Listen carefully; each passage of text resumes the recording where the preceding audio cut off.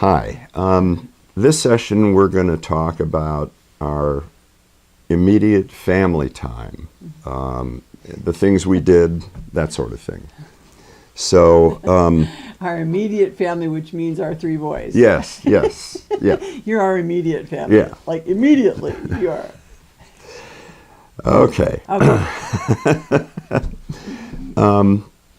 Mom's family of origin was pretty dysfunctional.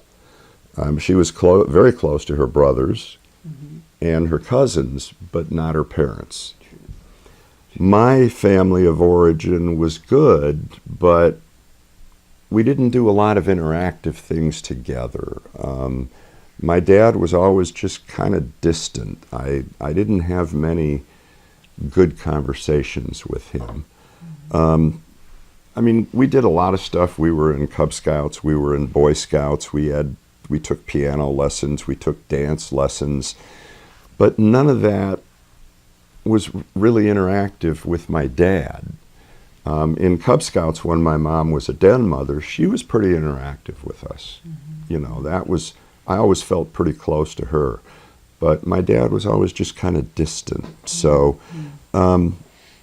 So we wanted to structure our family life first around God, which neither one of us really had, and secondly around family times that would be interactive, that would kind of draw us closer together as a family. So you want to talk about some of those? Oh, wow. One of the things, I don't know if you boys will remember this, but we started having movie nights.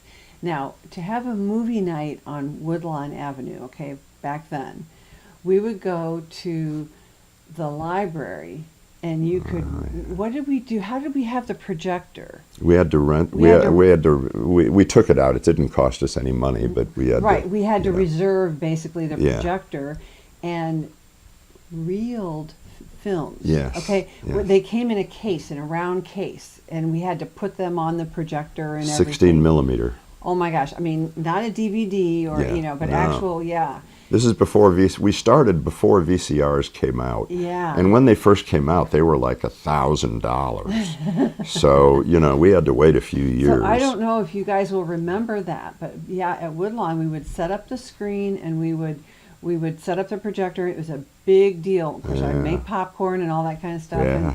And we would sit and watch a movie together, that kind of a movie together. It was really fun. Yeah. And we had to reserve it, so like it wasn't like you could just go in and pick up a movie. Yeah.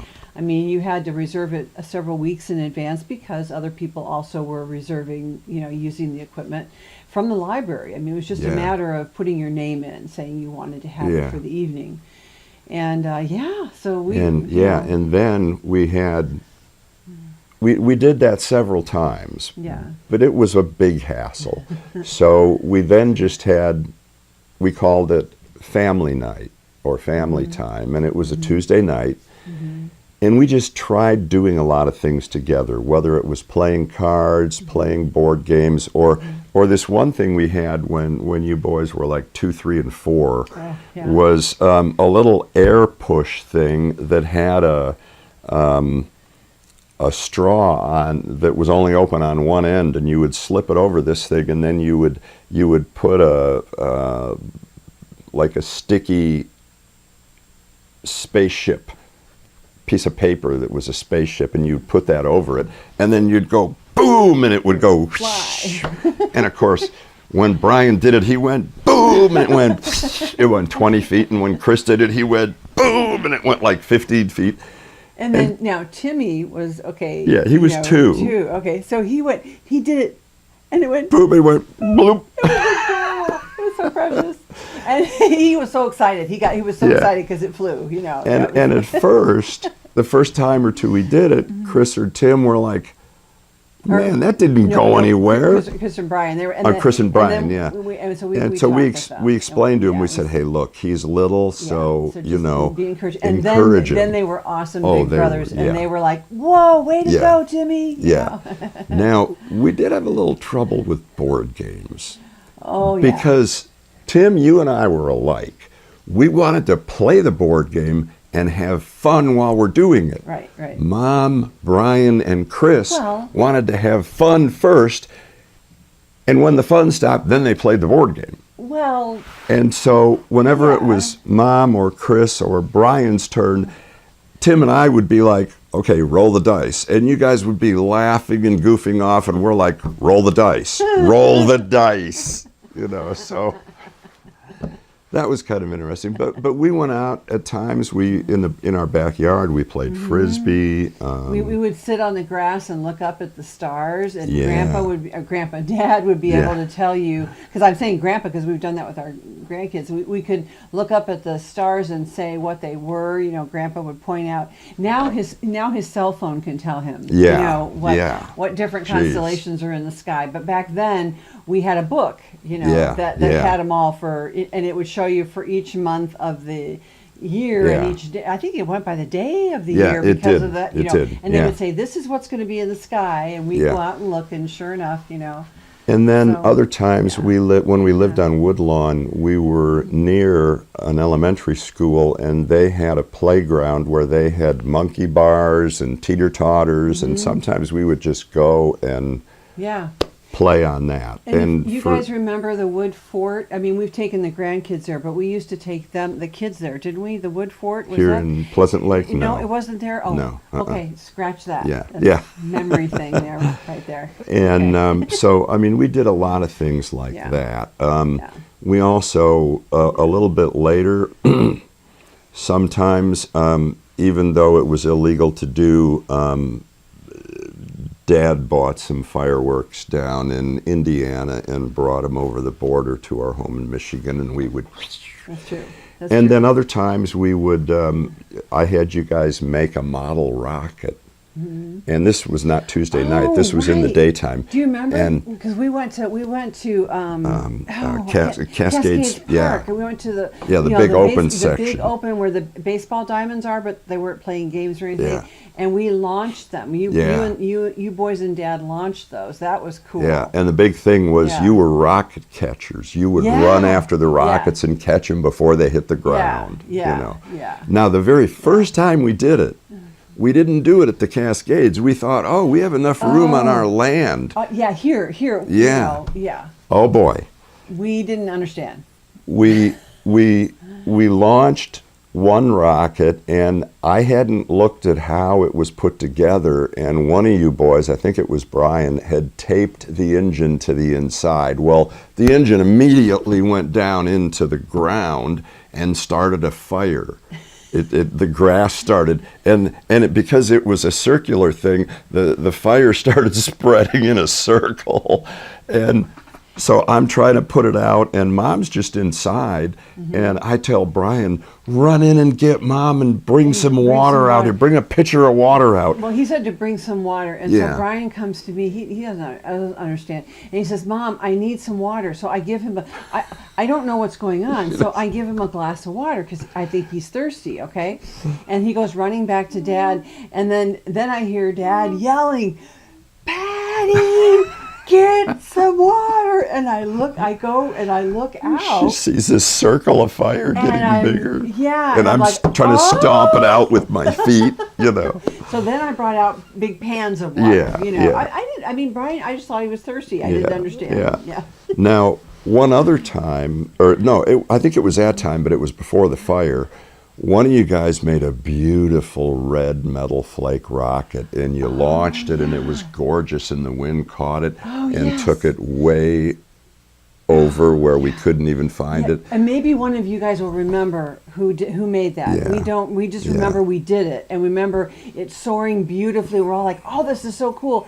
But then it just kept going and we're like, "Oh my gosh, we can't even begin to find it because it went over the North Meridian Road. It went over North Meridian Road and into the forest beyond the houses. And we're like, "Oh wow." Yeah. So after that, we decided to go to the Cascades, and we had a lot of fun doing that. But we had a lot of good family times together like that. We must have done that for 7 or 8 years. Oh yeah. Very regularly. Yeah. And there were times when, this is before cell phones, we would take our phone off the hook. Right. Because we didn't want to be bothered. Right. Right. Then we also went on vacations. Now, for me, my parents rarely went on a vacation. And when they did, it was always to visit relatives. And so I asked my dad a few times, hey, can we go to like Cedar Point or Disney World or Disneyland or something like that? No, I can't afford those. Those are too expensive, you know. Well, could we do something else other than go to relatives? Why? Don't you like your relatives? And so, but I kind of said, when I have a family of my own, we're going to go on a vacation where we don't necessarily go to see people. Yeah, just to be together. You know, and have an adventure. And I don't think your family did that either. We visited my cousins a lot. We would go up to San Francisco a lot. You know. Yeah. And, Our which problem. was great, yeah. Yeah. Our problem was we didn't have much money. That was our So situation, too. we Oh, you mean us? Yeah, yes, that's true. us. Yeah, we That's didn't have true. much money, Very and true. so we still wanted to go on a vacation. So we borrowed a tent and some camping gear and had a great time on our first camp out. Then we invested in a nice tent with gear. I think it was Larry Houghton that we borrowed our tent from the first No, time. it was right? Jeff Saban. Oh, Jeff Saban. Yeah. Okay. Yeah. Okay. Wow. We gave our tent to Larry Oh, Houghton. okay. But you know. okay, because I remember But, we yeah. borrowed it from a friend, a good friend. Yeah. You know, for the first Yeah. time. Yeah. And we went to Kings Island. Yeah. We went to the Wisconsin Dells. We went to state campgrounds like in Western Michigan. I mean, you know, we went to a ton of places. We went to Niagara Falls. Niagara Falls, yeah. And we had a lot of fun. And we would always tend to build a fire at night and sit around the fire and talk. Yeah. And I don't know when this started, and I don't know how it did, but when we all went to bed, because we went to bed at the same time, I just started telling you boys about a Maynard family history story. Right. And I think after a few years you caught on that they're all going to end the same way, you know. But but you never believed me when I told you all the research I did on. I mean, there was Hiram Maynard, there was Jacob Maynard, there was, you know. Okay, all right, I made it up, and they always ended with, and one cover was taken off, and the last cover, and then boom, you know. But we had a good time together on our campouts, and we went on a lot of them. We would roast marshmallows. Oh, and there was we all had our own way of roasting marshmallows. You know, that was very. But there's still only one way to roast a marshmallow, and that's to char it. So, Yeah, the rest of you guys, slowly you know, do it till it's golden brown. You know, and we all. That had takes our too way of much doing time, it. but yeah. And then another thing we did a lot of is we made holidays really important because that was a time when all of our family got together, especially Uncle Tom and Aunt Therese and their kids. And your cousins. You really enjoyed having the holidays with we did too, with your cousins. It was great. And Grandma, my mom and dad were there, and they got to see you guys and spend time with you, and so that was really good. We had every Easter we had a candy hunt. Oh yeah. And you guys, now my brother and I never did this because we never had candy hunts. But your family did this. They would trade candy afterwards. Oh, yeah. You guys. That was the best part, Yeah. you know, because then you got to barter for, everybody had their favorite kind of candy. So afterwards, you knew, you know, no matter what you found, that you were going to get to barter and have fun with your cousins to figure out who was going to get the most of their favorite kind. Yeah. Yeah. There was one point, and I think I have this on video somewhere, where Tim, you're bargaining with Rosie. And you're telling her what a great deal you have for her. And she says, no, I don't think so. And you're, no, it's a great deal, really. And then she said, okay, let's reverse it. Give me that and I'll give you this. And you just looked at her and says, what, are you crazy?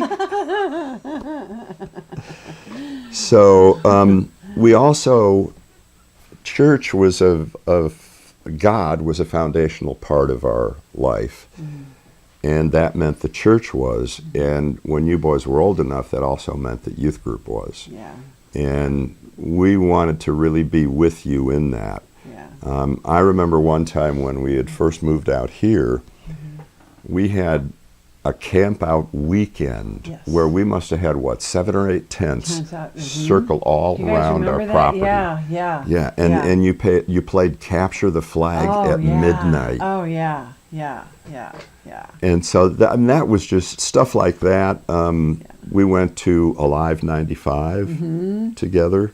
I think you actually went to one or two other things with them that I couldn't go. But there was other things that, and you boys, this is where our talking together would bring up more family memories. And that we did other things like that with the youth group where we went places, all of us together. But yeah. And then we also wanted to give you a good Christian camping experience, and so at least for 2 years, maybe 3, we had you go up to Spring Hill camps. Yeah, and it was for a week. Yeah. Yeah. And you guys really liked that. Yeah. And one weekend when we came to pick you up, we actually stayed up there for the weekend. And they had this big thing called the Blob. Remember the Blob? Yeah, and it was great. They didn't want you having more than 100 pounds difference between the two people. So the lighter guy would sit at the end of the Blob, and the heavier guy would jump off, and of course it would throw the guy up. Do you remember the Blob was like on the lake? It was kind of anchored on the lake, and there was a diving platform thing you could jump from to jump onto the Blob. Yeah. Well, there was more than 100 pounds between you and I, Tim, but I thought, you know what? It's only 115 pounds or so. And Tim, you were game for it. You were like, you were game for it, yeah. So like, okay. I jumped off, and you almost went into orbit. Oh, my word. Yeah. Oh, that was great. And then as you boys got older, I just wanted to have some time with you, so we scheduled a few Maynard Men Weekends. And we would usually go to the western side of the state, and we did it usually in the summertime. We went jet skiing. We rented a power boat. We went tubing. We just did stuff like that. And I'm sure you'll remember the time you went tubing with me. All of you guys, man, you got on the tube, and of course the tube is attached to a rope, and it's in back of the speedboat. And, you wanted us to punch it, and we just punched it. And when I came, and we were going like 30 miles an hour. I mean, you guys were flying. When it came to me, I went about 5 miles an hour, and you said, you were yelling back, "Can we go faster, Dad?" And I'm saying, "No." And then there was one time where Brian, Chris, and I were in the boat, and Tim, you were on back, and you were kind of getting situated. We didn't understand that, and we said, "Can we go, Tim?" And you said no, but we heard go. And so we punched it. I think your swim trunks almost came off. You lost your swim trunks, yeah. Yeah, it was funny. But and then with Tim and Chris, the one big Maynard Men weekend we went on was whitewater rafting on the New River in West Virginia. Yes, and $5 franc. And yes, and when we got there, now this was the best whitewater rafting river in the nation. It was the only one that had a Class 6 rapids. Now we couldn't go on that, but we went on Class 4 and Class 5 rapids. And then when we were there, I heard about $5 franc, and I am petrified of flying in small airplanes. But I wanted to give you guys the experience. And so $5 franc, who was a 76-year-old man who I was praying wouldn't have a heart attack when we were flying, and Chris were in the front seat, and Tim, you and I were in the back seat. And I was holding on for dear life, and I was just looking straight ahead at the back of the seat. And I remember, Tim, you're saying to me, "Oh, Dad, look at that over there." And I just said, "No." And you said, Dad, why not? Are you afraid? And I said, very. And you asked me afterwards, well, Dad, if you were afraid, why did you go on it with us? And I said, because I wanted to give you boys the experience. Mm-hmm. And it was, but I was praying the whole time. Yeah. This guy's reciting all sorts of poetry. He was a Christian. Yeah. But, you know, at 76, this guy was sharp as a tack, and he had a great memory. Mm-hmm. But yeah, $5 franc. Mm-hmm. Yeah. Mm-hmm. That was something.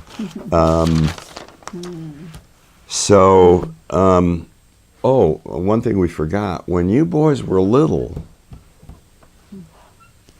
you don't remember this probably, but you want to tell them how you... Oh, this was in Chelsea. So this was way back, you know, when you guys were very young. But something I would do every night is when you guys were ready for bed, is I would get all three of you, and we had an old kind of faded brown vinyl rocker chair. And I would sit in it, and you three boys would sit in my lap. And we would just rock in the rocking chair for a while, and we'd talk about stuff that had happened that day, and we'd laugh and make jokes and all of that. And then at the very end, when it was going to be time where you were going to each go to your beds, because you were all in the same bedroom, I would sing to you. And I don't know, I'm not a singer, and I love you guys, and I will sing it, and maybe that the hearing it, I don't know if it will bring it back to your memory or not, but this is what I would sing. His name is Wonderful Counselor, Almighty God, Everlasting Father, Prince of Peace. His name is Wonderful Counselor, Almighty God, Everlasting Father, Prince of Peace, and of the increase of his government there shall be no end, and the scepter of his kingdom shall be righteousness. And then I would sing it over. I usually would sing it twice to you guys. And then she would all get you and say, we're going to go to bed now, and you'd get all excited. One, two, three. And you'd get out of the rocker, and you guys would go to your beds. Yeah. And you guys, that was when we were in Chelsea. So... Yeah. Man, they would have been... Oh, they would have been at the most 3, 4, and 5. Because we moved in 84, and Tim was born in 81. Right, okay, so... Yeah. Okay, yeah. And then when you got older, like when we were in Woodlawn... Yeah. She almost every night she would... Right, in Woodlawn, what I would do is we had, let's see, we did... They were all in one bedroom. They were all in one bedroom, and then there was a point where I think Brian had his own bedroom. Yeah. But anyway, whatever. Every night when you all would get in your bed, and then I would just take time with each one of you, and I would I don't remember if I got up in your bed with you or if I just kind of you were sitting on the bed, stood, whatever. Yeah. Anyway, but I talked to each one of you just about what had gone on in your day, and I took time with each one of you like that. And that was, and I don't. You can tell me. I don't remember if I did it the same order every time or if I kind of switched it up. No, you switched it around. I think I probably learned to switch it up because it was fair that way or something for you guys. Because you didn't want to have to wait to talk to mommy. You wanted to have your turn kind of thing. And I wanted it to be something where you had just my attention, to be able to tell me about your day. And it could be whatever. It could be good or bad or funny or, whatever you wanted to say. And that was really precious time. And each one of you had 5 to 10 minutes, so sometimes it took Mom a half an hour to put you guys to bed. But I loved having that time with you guys. I really did. My thing was reading to you guys. I would take one of these little Arch books, and I would read it once a night. Remember Arch books? Oh, we only had like 30 of those or something. Yeah.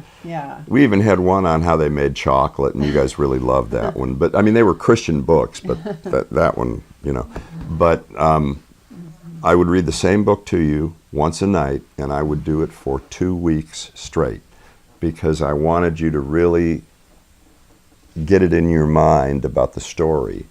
And the really neat thing about that was 2 neat things. One is on a Saturday, I was just coming into the room and I saw Brian there, and Brian is playing with these blocks, and he's pretty little at this point.